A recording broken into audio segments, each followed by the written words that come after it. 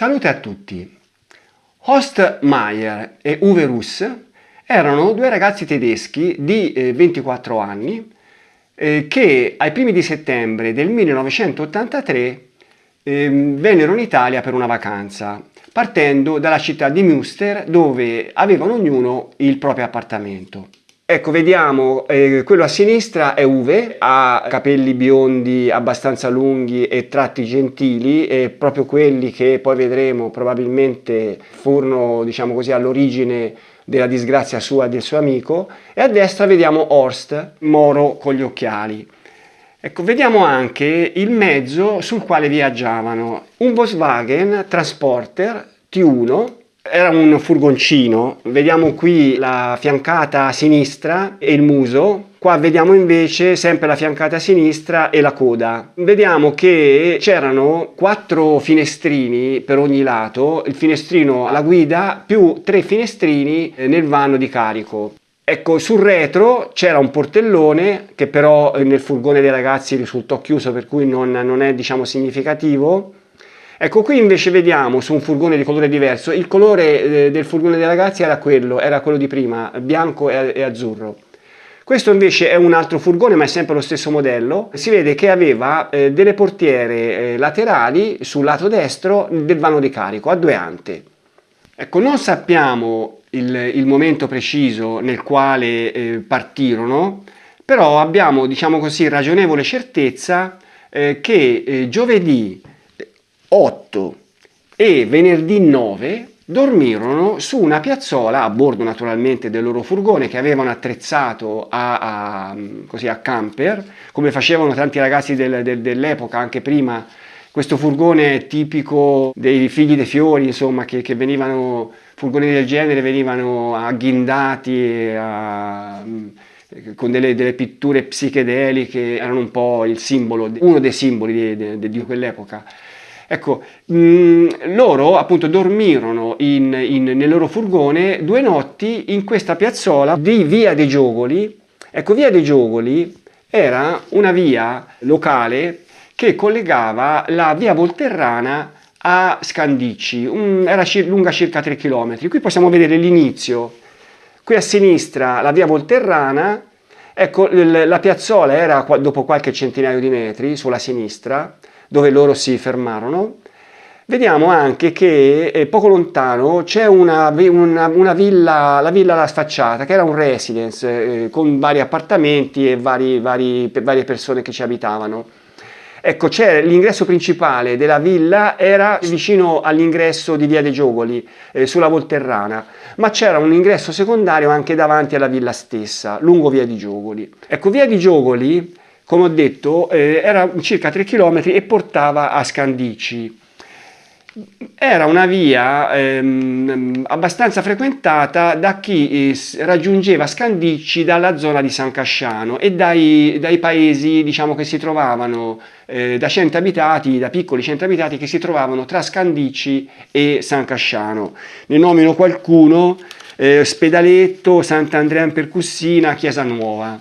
Via di Giogoli era l'ultima parte di una, chiamiamola, scorciatoia che vedeva il suo inizio in partenza da San Casciano, via Scopeti, poi c'era via di Faltignano e così via. C'erano altre vie e poi si arrivava su Via di Giogoli e da lì, dopo pochi chilometri, si entrava in Scandicci. Ecco, questo fatto, questo tipo di uso di questa via ci aiuterà a capire, a ipotizzare un po' qualche caratteristica dell'assassino più avanti comunque.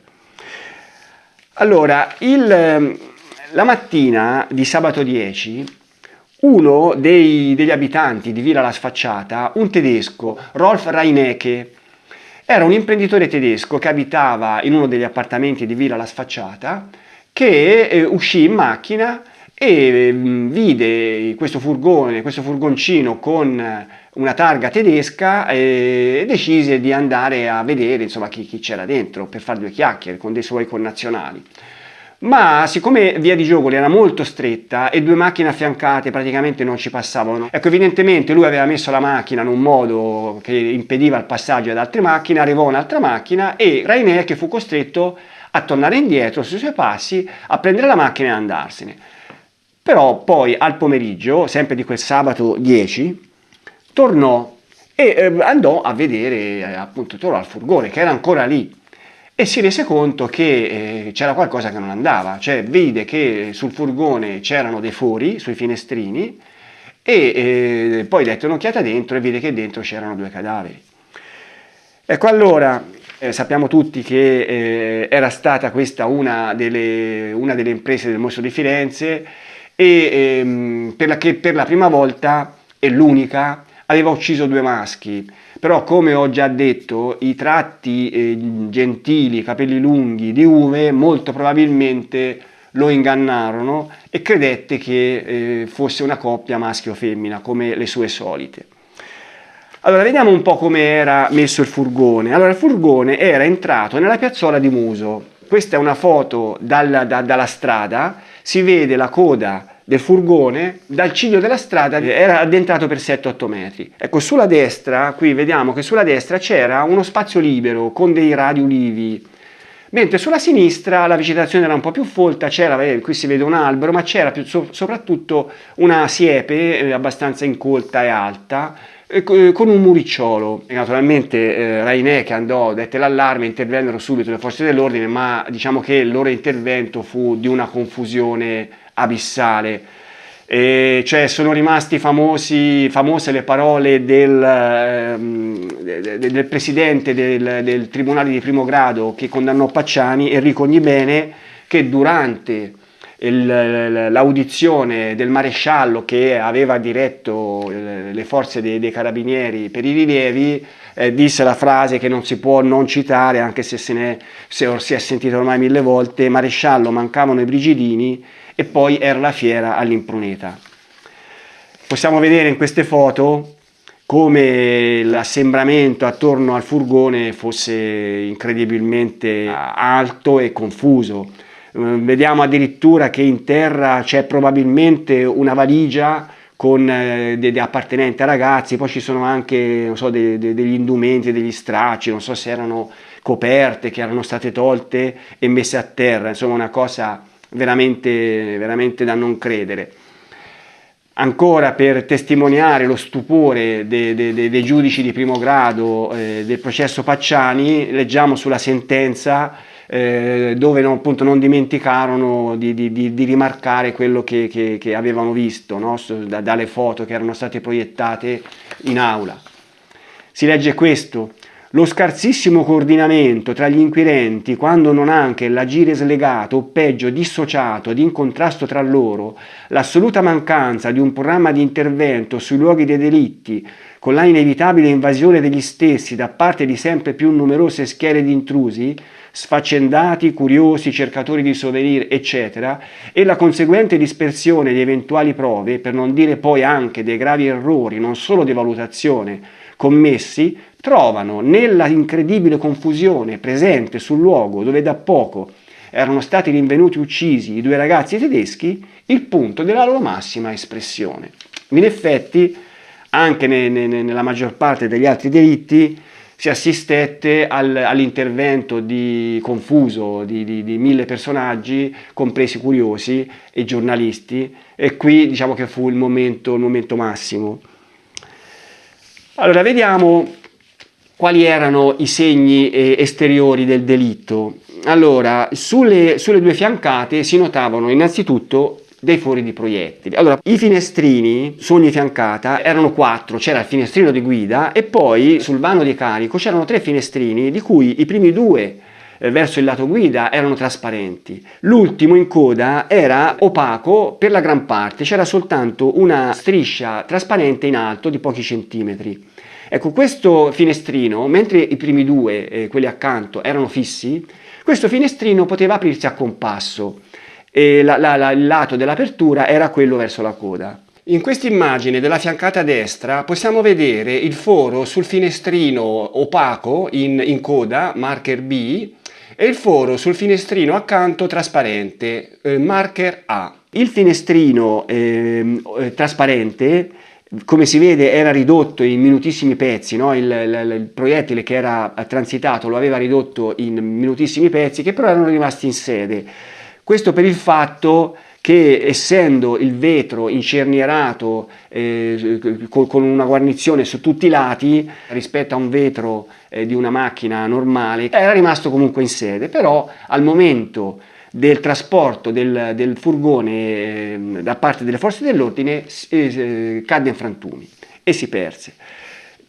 Tra l'altro le misure più precise vennero fatte dopo, ma fortunatamente uno degli agenti della scientifica, il famoso Autorino, si era già preoccupato di misurare, se non altro, la distanza di questo foro dalla cornice del finestrino.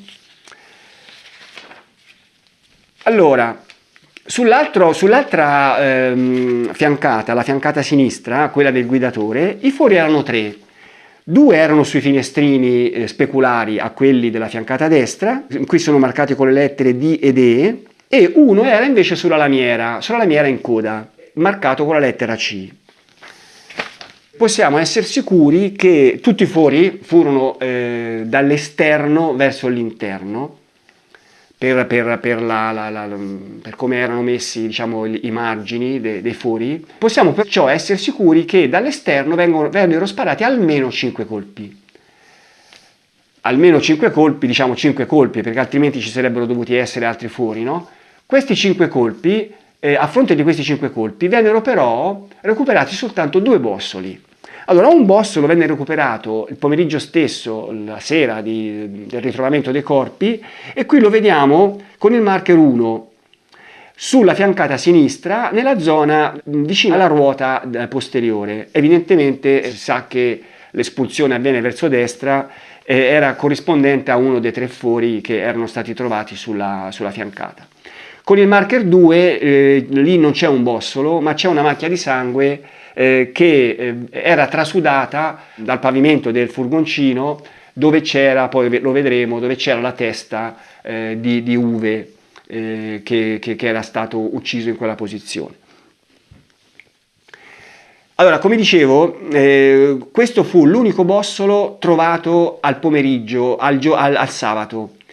Quando poi il furgone fu portato via, il giorno dopo tornarono i poliziotti della scientifica con il metal detector e rintracciarono soltanto un altro bossolo e lo trovarono presumibilmente sulla fiancata destra in corrispondenza della cabina di guida, e anche questo si accorda con uno dei 2 fori sulla fiancata destra, no? Visto che il bossolo viene espulso sulla destra. Però i colpi non finirono qua, non ci furono soltanto 5 colpi dall'esterno, ma ci furono anche 2 colpi dall'interno.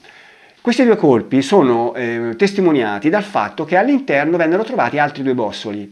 Uno venne trovato sul sedile di guida e uno dietro la spalliera del sedile di guida, tra le cianfrusaglie dei ragazzi. Ecco, teniamo presente che il vano di carico in questo furgoncino, il vano di carico e la cabina di guida non erano separati, e c'erano soltanto le spalliere dei sedili di guida a dividerli.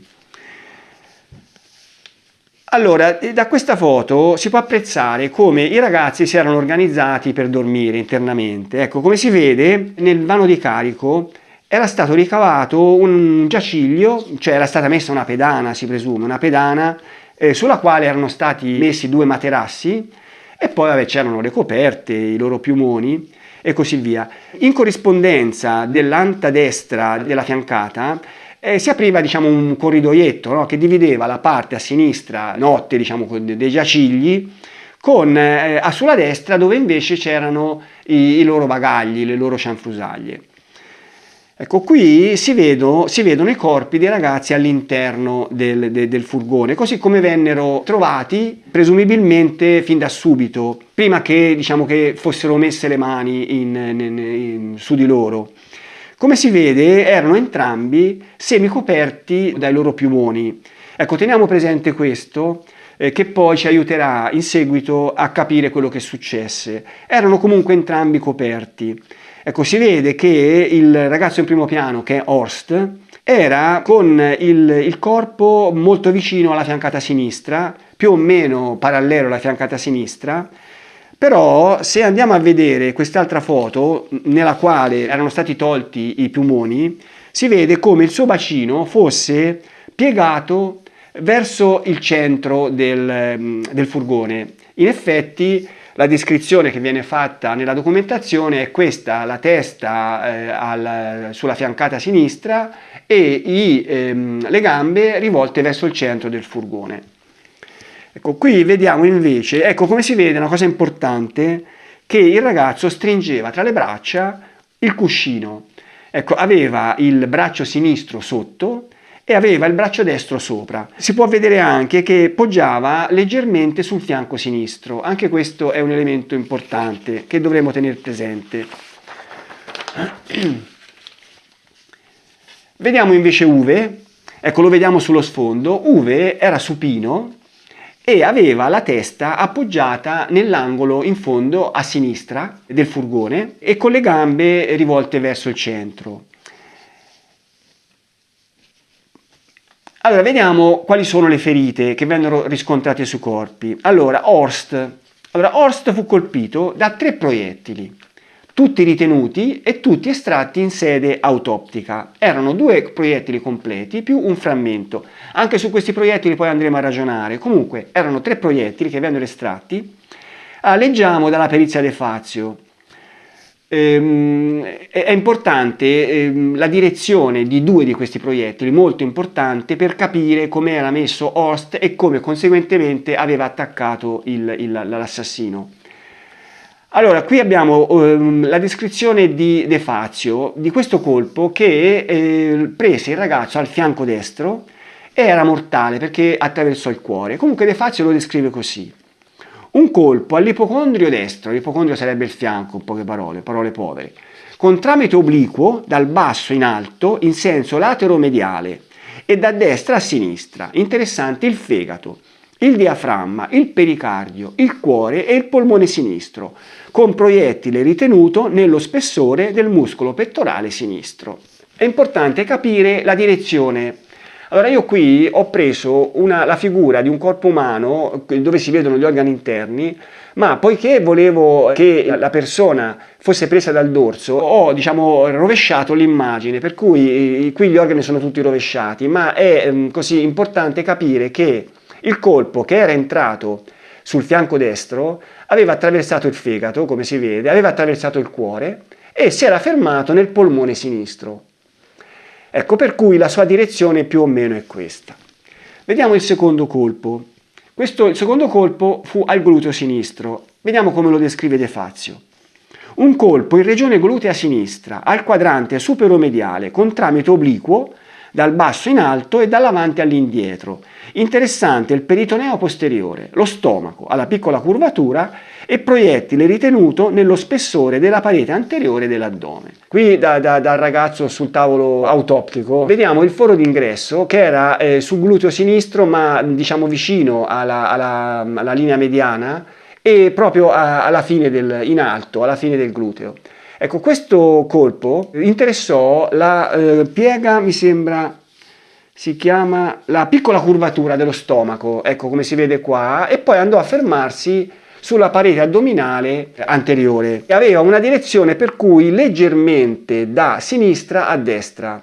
Poi il terzo colpo invece interessò la nuca senza però oltrepassare le ossa. Fu sostanzialmente un frammento che colpì il ragazzo in quella posizione e che venne poi estratto in sede autoptica tra la cute e l'osso. Non aveva superato l'osso. Ecco, anche questo è un elemento molto importante da tenere presente. Ecco, il terzo colpo, siccome non c'è un tramite della ferita, perché è un buchetto dentro la cute che non supera l'osso, non possiamo sapere da dove arrivò quel colpo. Allora, vediamo le ferite invece su Uwe. Una ferita di striscio alla coscia sinistra, la ferita numero 4. Una ferita alla mano sinistra, il proiettile 5, che entrò e uscì alla mano sinistra. Poi una ferita alla bocca, la numero 6, che interessò l'arcata dentaria superiore.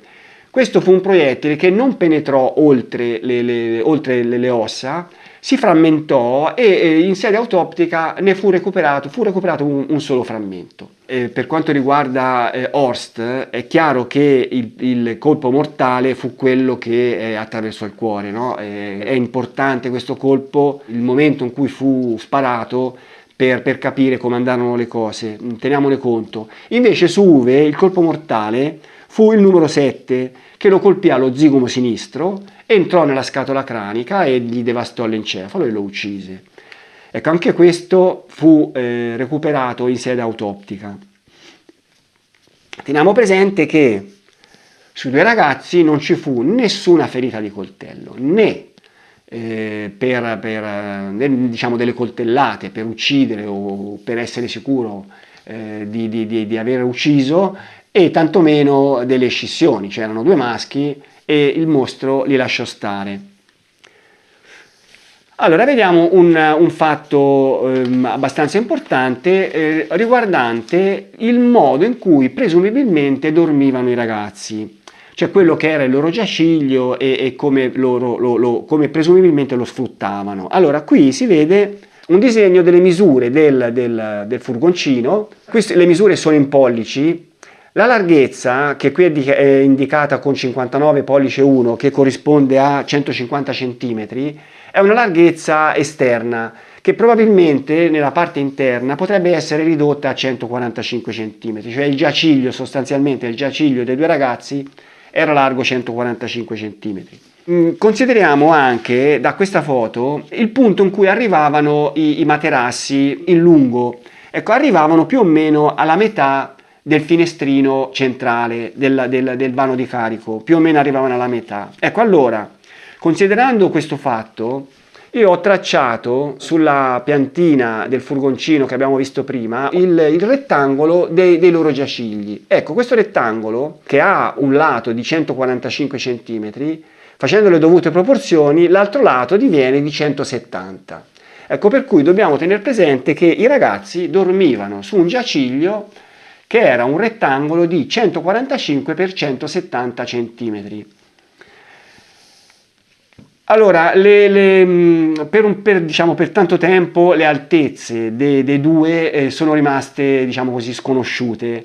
Poi vabbè, vi dirò che ho avuto uno scambio, diciamo, con un appassionato per divergenze su come era andata la dinamica. Ecco, io avevo creduto, così avevo il fascicolo fotografico di cattiva qualità, ma comunque avevo il fascicolo fotografico dei ragazzi sul tavolo autoptico, e così a vederli, forse ingannato dal fatto che i corpi erano abbastanza gonfi perché erano stati lì diverso tempo, mi sembravano tutti e due abbastanza bassi, li valutavo addirittura sui 165 cm, sbagliavo, perché io so che gira la perizia autoptica di questi ragazzi, io non ce l'ho, non ho ritenuto nemmeno opportuno chiederla, però ho saputo le loro altezze reali e so che il ragazzo Moro, Horst, era alto 1,85 m, mentre Uwe era alto 1,82 m. Ecco, ora è chiaro che in questo giaciglio di lungo 170 cm non potevano dormire molto comodi, no? Secondo me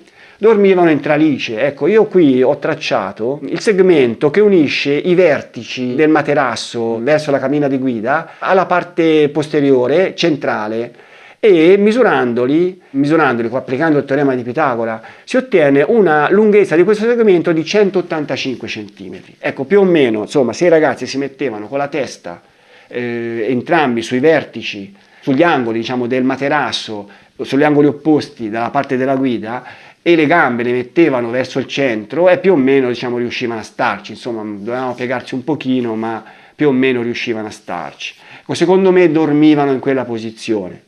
Però sappiamo che al momento dell'attacco i due ragazzi non dormivano. Lo sappiamo perché la radio venne trovata accesa, e poi, diciamo la verità, un attacco al furgone dai finestrini, così come venne effettuato dal mostro, difficilmente sarebbe riuscito se dentro non ci fosse stata la luce accesa. Per cui i ragazzi non dormivano. Ecco, c'è da dire che a giudicare dalle ferite e dalla posizione molto probabilmente Horst era rimasto, era in una posizione diciamo non lontana da quella in cui fu trovato, però non era quella, non era sicuramente quella, poi vi spiegherò perché, ma rimase più o meno lì, si vede che si stava rilassando. Ecco, è possibile che invece, appunto il fatto che ci fosse la luce accesa, è possibile invece che Uwe stesse magari leggendo, e leggendo poi si può supporre che avesse letto una rivista che poi fu trovata fuori, anche quello lo vedremo nel video prossimo. Allora, prima di andare ad occuparci di quella che poi è la dinamica, secondo la mia ricostruzione, di questo delitto, diamo un'occhiata a una dinamica alternativa che è stata proposta, non so, forse un anno fa, 2 anni fa, non mi ricordo, da un ben noto appassionato, Luca Scuffio di Prato, che ha fatto un video che si chiama ONN TV speciale Luca Scuffio di Prato, la dinamica di Giugoli. Ecco, in questo video Scuffio fa una proposta inedita di dinamica che diamogli un'occhiata, una proposta che secondo me non funziona, vi spiego perché, che praticamente parte da una considerazione, cioè se noi diamo un'occhiata a questa foto vediamo appunto, come avevo già accennato, che il finestrino posteriore destro era aperto a compasso, cioè diciamo che c'era un pertugio di, non so io, a giudicare così sarà una decina di centimetri, no?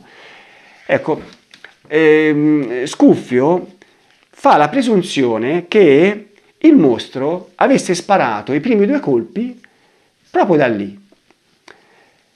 2 colpi che naturalmente si andrebbero ad aggiungere agli altri 7 che erano stati sparati, 5 attraverso le fiancate e 2 all'interno. Per cui, secondo Scuffio, i colpi sarebbero stati 9. Ora, non sto qui a spiegare i motivi che lo hanno portato a questa ipotesi. Fatto sta che lui ha ricreato una figura del furgoncino con i loro occupanti in 3 dimensioni. Vediamo qui quella che è la proposta di Scuffio. Teniamo presente che i 2 ragazzi molto probabilmente erano qualcosa in più che amici, no? Questo si desume anche da un accenno sulla sentenza Rotella, dove si dice che da informazioni assunte in Germania era risultato che i 2 ragazzi avevano un rapporto, diciamo così, omosessuale. Per cui diciamo che contando su questo fatto, Scuffio presume che i 2 fossero stati colti in un momento, diciamo così, di effusioni. Ecco, secondo Scuffio la posizione era questa. Allora, sotto, secondo lui, c'era Uwe, il ragazzo biondo, e Horst gli era sopra, c'era questa situazione di effusioni.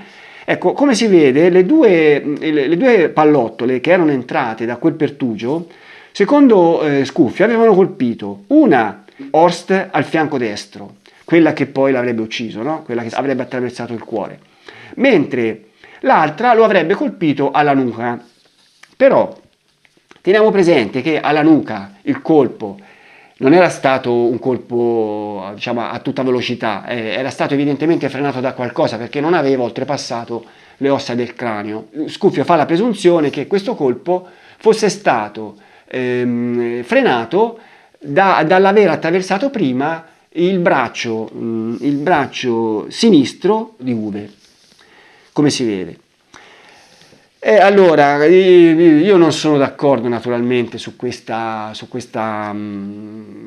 ipotesi, che riconosco che è un'ipotesi ingegnosa, no? Perché effettivamente le due traiettorie convergenti sul corpo di Horst danno qualche problema di interpretazione, ma poi lo vedremo. Tra l'altro, con questo applicativo Scuffio ha anche così dimostrato che per larghezza Horst non poteva starci, Ecco, io penso che abbia così preso spunto da una mia foto che io avevo inserito nel mio articolo sulla ricostruzione della dinamica di Giogoli, dove l'attore, che poi sarei io, che interpretava Horst, effettivamente aveva le gambe distese. Ecco, in quella posizione e con quella, diciamo così, disposizione del corpo non poteva starci.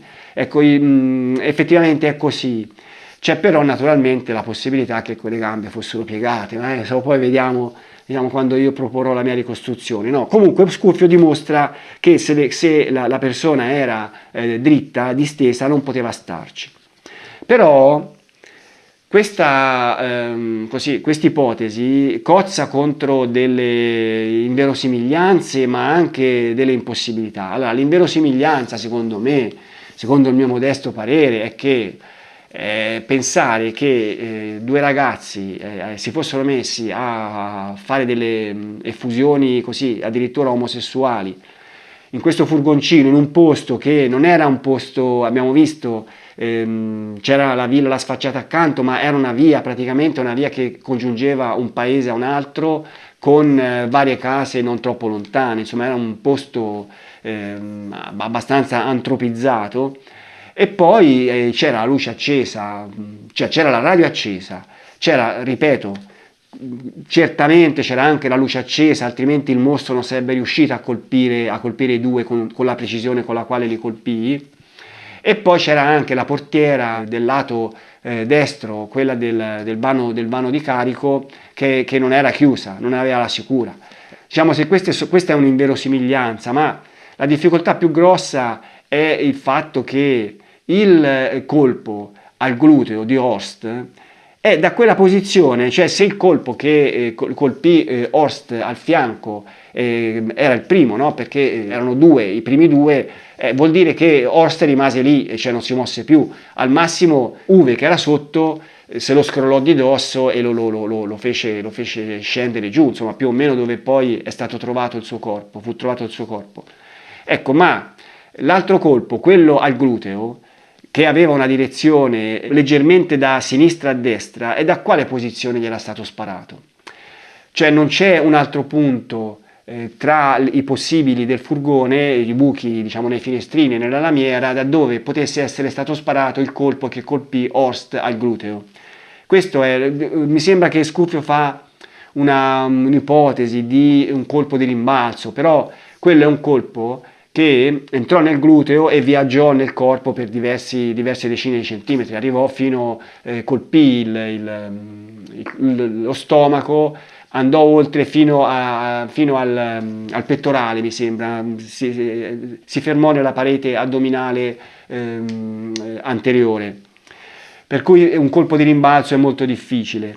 Colpo di rimbalzo semmai fu quella alla nuca, ma poi lo vediamo. Poi un'altra cosa, ecco, anche il colpo alla nuca, Scuffio presume che è un colpo diretto secondo la sua ricostruzione, però è un colpo che non penetrò le ossa del cranio, no? Cioè, normalmente le ossa del cranio abbiamo sempre visto nei delitti del mostro che venivano penetrati, insomma, da colpi che non erano frenati da nulla. Ecco, quello non penetrò, anzi si frammentò perché venne probabilmente, poi vedremo, ne venne estratto un frammento da quella posizione. Scuffio presuppone che fosse stato il braccio sinistro di Uwe, che era sotto, a frenare il colpo. Secondo lui questo colpo colpì il ragazzo sopra il braccio, sopra il polso, poi viaggiò dentro uscendo dal palmo, facendo diciamo, un percorso abbastanza lungo che lo avrebbe frenato, no? Prima di arrivare a colpire la nuca di Horst e fermarsi senza aver attraversato le ossa. Però invece la descrizione che ci viene data di questa ferita non si accorda con questa interpretazione. Arcese e Iadevito, i periti che poi fecero la perizia balistica, descrivono il colpo così: il colpo che attinse la mano sinistra ebbe il suo ingresso a livello della membrana interdigitale tra primo e secondo dito, cioè qui, e foro di uscita in corrispondenza dell'eminenza ipotenar. Questa è l'eminenza ipotenar, per cui fu di questo tipo. De Fazio, un colpo alla piega tra primo e secondo dito della mano sinistra, posteriormente, De Fazio dice che entrò qui posteriormente, con tramite interessante la regione metacarpale e proiettile fuoriuscito all'eminenza ipotenar. Regione metacarpale, eminenza ipotenar. Ecco, lo vediamo qui come dovette essere il colpo, per cui non si accorda con quella posizione. Ma poi, ultima cosa, cioè ci sarebbero i due bossoli che in più che si sarebbero aggiunti ai 7, il fatto che non fossero stati trovati potevano aver fatto la fine degli altri 3 che non erano stati trovati, no? Con quella masnada di curiosi che si era girata intorno al furgone. Quello diciamo che è meno plausibile il fatto che manchino anche tracce dei 2 proiettili in più, cioè i proiettili qui in sostanza sarebbero dovuti essere 9. Ecco, mentre vediamo, adesso li descriviamo, vediamo che siamo lontani da questo numero. I proiettili vengono descritti nella perizia Arcese e Adevito e vengono descritti in questo modo. Allora, i 2 periti si ritrovarono, evidentemente dopo un po', a dover lavorare su dei proiettili che erano stati conservati dentro 3 contenitori di vetro a chiusura ermetica. Loro si lamentarono del fatto che questa chiusura ermetica e il fatto che i proiettili sporchi di tessuto umano non erano stati ripuliti, per cui si decompose, questi tessuti si decomposero, i gas che svilupparono non ebbero il modo di uscire, per cui alla fine tutto questo provocò una cristallizzazione del piombo dei proiettili e con perdita di tracce importanti. Comunque loro presero questi proiettili, descrivendo anche i contenitori nei quali li avevano trovati, pesandoli, e questa è una cosa molto importante. Allora, cominciamo a dire che uno dei 3 contenitori aveva un'etichetta con scritto Mayer-Wilhelm, che evidentemente voleva dire che erano dei proiettili estratti dal corpo di Horst Mayer. Erano 3. Allora, c'era un proiettile ramato a bagno di rame. Attenzione, sappiamo che a Borgo erano stati esplosi proiettili a bagno di rame, di lì in avanti, da Scandicci in poi, soltanto a piombo nudo. Qui a Giogoli abbiamo ancora proiettili a piombo nudo, ma uno a bagno di rame, che appunto era contenuto in questa provetta con dentro il nome di Mayer-Wilhelm. Allora, il proiettile aveva un peso di 2,536 grammi. Ecco, questo è più o meno il peso di un proiettile integro. Proiettile ramato. Un secondo proiettile, sempre estratto dal corpo di Horst, era pesante 2,555. Poi c'era un terzo proiettile che non era un proiettile intero, ma era un grosso frammento di 1,704 grammi. Sulla provetta 2, che era conteneva invece i proiettili estratti dal corpo di Uwe, infatti c'era nell'etichetta Uwe Russ Sens, c'era un frammento di 1,436 grammi e un frammento di 0,998 grammi. C'era una terza provetta con un'etichetta illeggibile, c'erano 2 parole, una di queste ai periti parve quello, conteneva due proiettili. Evidentemente io penso che questi fossero i proiettili trovati dentro il vano del furgone, insomma, no? Ecco, questi 2 proiettili erano un proiettile quasi integro di 2,421 grammi. Ecco, se noi andiamo a fare un confronto con il peso dei proiettili estratti dal corpo di Horst, che erano 255 e 2536, qui vediamo 2421 che questo proiettile evidentemente nel picchiare contro qualche struttura metallica del furgone si era sbeccato, no? Però era rimasto integro. Poi invece c'era anche un frammento di 0,774 grammi. Allora, cerchiamo di associare questi proiettili alle ferite che ho descritto prima. Ecco, vediamo in questa immagine. Partiamo da Horst, che qui è sulla destra. Possiamo associare i 2 proiettili integri alle 2 ferite al fianco proiettile che percorse molta strada fino a incontrare il fegato, cuore e polmone, e quello al gluteo, che anche lui fece molta strada superando lo stomaco fino ad arrivare alla parete addominale. Ecco, però in questo loro percorso non incontrarono strutture ossee, diciamo così, robuste, dure, per cui rimasero integri. Il proiettile ramato, che è quello di 2536, così lo associerei al colpo al fianco, che a mio parere fu il primo. È probabile che così psicologicamente, avendo scelto di utilizzare quel proiettile ramato, lo avesse messo, diciamo, in testa. Questa è la mia ipotesi, no? Non lo so, io immagino che sia quello. L'altro proiettile integro di grammi 2555 lo associerei alla ferita al gluteo, mentre il frammento 1704 lo associerei alla ferita alla nuca. Ripeto, un frammento che fu estratto tra la cute e l'osso. Andiamo adesso su Uve. Allora, su Uve abbiamo le due ferite alla testa, quella al labbro sinistro superiore che picchiò nell'arcata. Sappiamo dalla documentazione che si frammentò. Ecco, il frammento più piccolo dei due, quello di 0,998, è probabilmente il frammento estratto dall'arcata dentale del ragazzo, mentre l'altro più grande, 1,436, dovrebbe essere quello estratto dalla sua scatola cranica, quello che era entrato nello zigomo, dallo zigomo era entrato dentro la scatola cranica. Ecco, se qui facciamo i conti, siamo a 5 proiettili, cioè 3 proiettili su Horst e 2 su Uve. Siamo a 5, ne mancano 2 perché i colpi furono 7. Anticipo che i colpi su Uve furono sparati dall'interno, furono quelli sparati dall'interno, mentre i colpi su Horst furono sparati dall'esterno. Ecco, su Horst abbiamo 3 colpi, ma i fori sulla lamiera erano 5, per cui ne mancherebbero 2. Allora, però, facciamo questa presunzione. Allora, i colpi che non furono estratti dai colpi dei ragazzi, almeno 2 di questi colpirono Uve.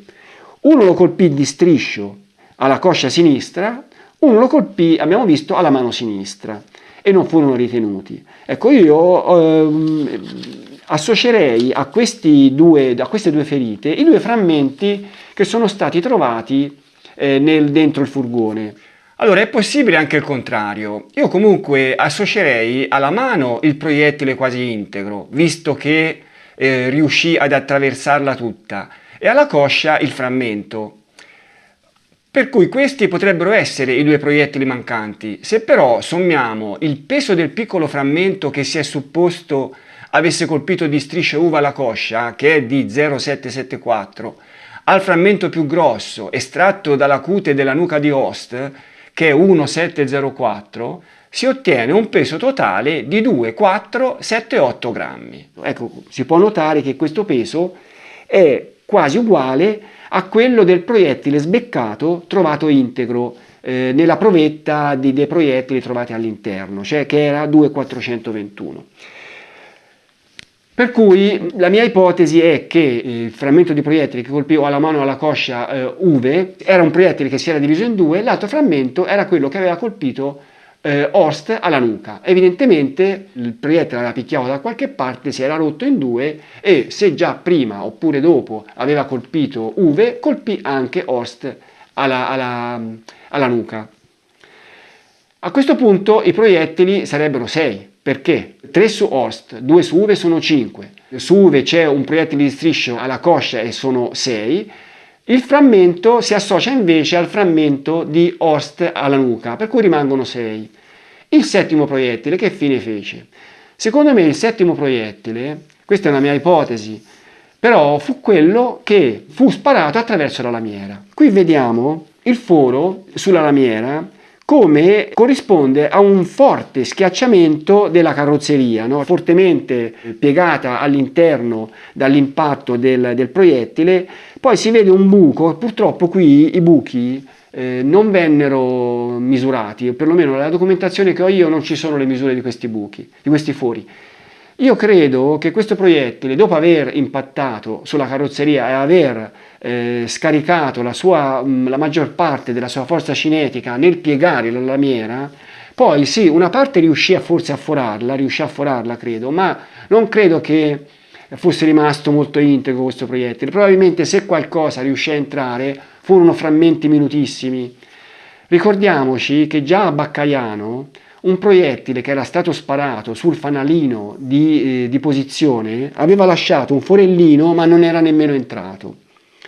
E qui io penso che sia andata allo stesso modo, per cui sostanzialmente i proiettili che penetrarono all'interno del furgone furono 6, 4 dai finestrini e 2 direttamente dall'interno. Ecco, io direi che questo video può finire qui. Nella seconda parte vedremo diciamo, la dinamica vera e propria nella mia ipotesi, vedremo in che posizione erano secondo me i ragazzi quando furono attaccati e poi faremo delle considerazioni collaterali sul comportamento dell'assassino, sul fatto del perché attaccò i ragazzi, del come riuscì, diciamo così, a trovarli, di come scoprì questo furgoncino e così via. Per cui ci sentiremo al prossimo video. Saluti.